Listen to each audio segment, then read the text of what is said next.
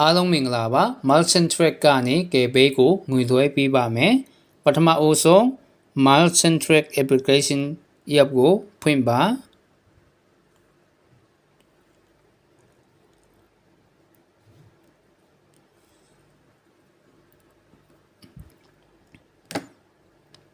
ငွေသွဲဖို့ရတဲ့အတွက်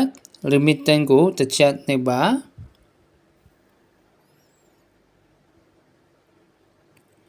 မြန်မာနိုင်ငံကိုရွေးပါ KB မှာလွှဲမဲ့အတွက်ကြောင့် KB ကိုတစ်ချက်နှိပ်ပေးပါမိမိလွှဲရမယ့်ငွေပမာဏကိုရိုက်ထည့်ပါ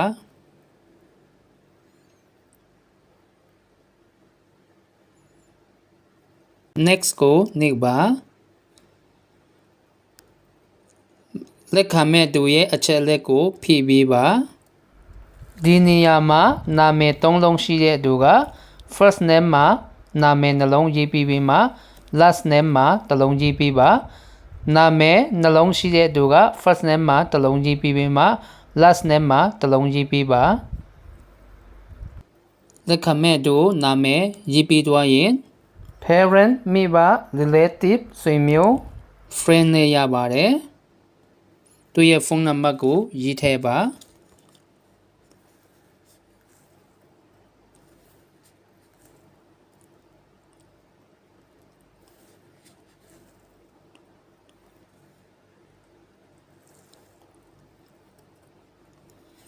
မှန်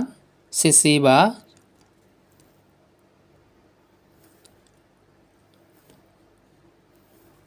မှန်ပြီဆိုရင် next ကိုနှိပ်ပေးပါလက်ခံမဲ့သူရဲ့ KB နံပါတ်ကိုရေးပေးပါ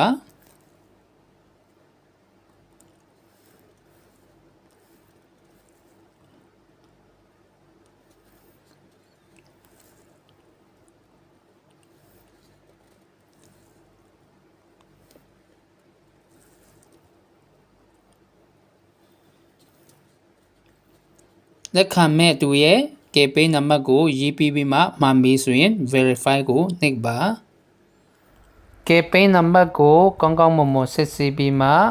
ပြီးဆုံးပြီဆိုမှ verify နှိပ်ပါ verify နှိပ်ပြီဆိုရင်အောက်မှာ success ဆိုပြီးမှပေါ်လာမှာဖြစ်ပါတယ် next ကိုတစ်ချက်နှိပ်ပေးပါအချက်အလက်မှန်ပြီဆိုရင်ကျွန်တော်တို့ continue ကိုတစ်ချက်နှိပ်ပေးပါ okay နှိပ်ပေးပါငွေလွှဲသည့်အကြောင်းအရင်းဖိပြီးပါ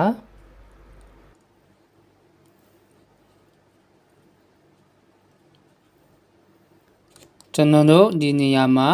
saving salary family maintenance ရပါတယ်။အောက်မှာဆိုရင် saving family income monthly income လည်းရပါတယ် next တစ်ချက်နှိပ်ပေးပါဟုတ်ပြီအချက်အလက်ဒီအားလုံးဖိပြီးသွားပြီဆိုရင်ကျွန်တော်တို့ agree ကိုတစ်ချက်နှိပ်ပေးပါအားလုံးစစ်ဆေးပြီးပါမှန်ပြီဆိုရင် make payment ကိုတစ်ချက်နှိပ်ပေးပါ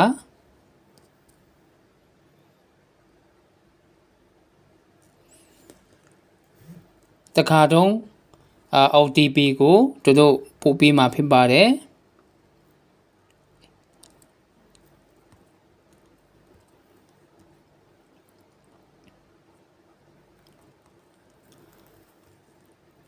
ငွေသွဲချင်းရဲ့အတီးပြုတ်ဖို့ရန်အတွက်တို့ OTP ပို့ချင်းဖြစ်ပါတယ်အဲ့ဒါတစ်ချက်နှိပ်လိုက်တာနဲ့ကျွန်တော်တို့အကုန်လုံး success ဖြစ်သွားပြီเนาะဒီဟာကို screenshot လုပ်လိုက်ပါ screenshot လုပ်ပြီးမှကျွန်တော်တို့ပို့လို့ရပါတယ် done ဆိုပြီးမှကျွန်တော်တို့ပို့ပြီးသွားပါပြီအားလုံးစင်ပြေကြပါစေ